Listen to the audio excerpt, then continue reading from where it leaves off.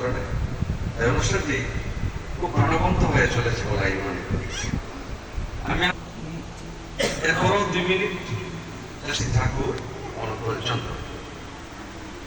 আসলে ঠাকুর ছিলেন ভালো সন্তান।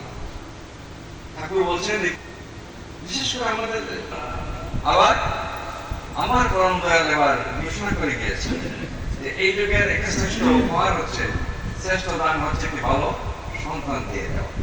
যে সন্তানটি ধর্মপরায়ণ হবে, যে সন্তানটি একটি সুশৃঙ্খল চরিত্রের অধিকারী হবে, যার কাছ থেকে মানুষ উৎপীড়িত হবে না, এই পৃথিবীতে অশান্তি সৃষ্টি হবে। তাহলে ভালো সঙ্গে উপহার দেওয়া উচিত। আমি ইচ্ছা করলে একটি ভালো সন্তান পারি না।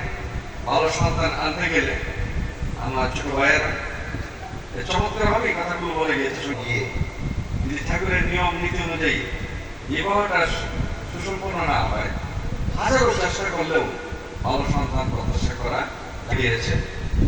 হ্যাঁ, একটা বাণিজ্য কালকে আলোচনা করি।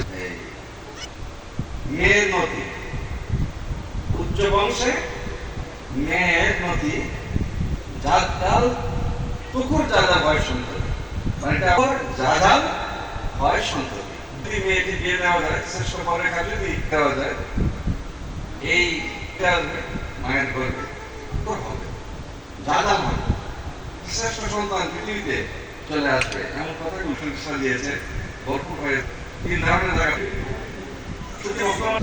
হ্যাঁ, আমার উপর বিরাট দায়িত্ব, সংগঠনের সমস্ত দায়িত্ব সেদিন স্বামীর কি দোষ?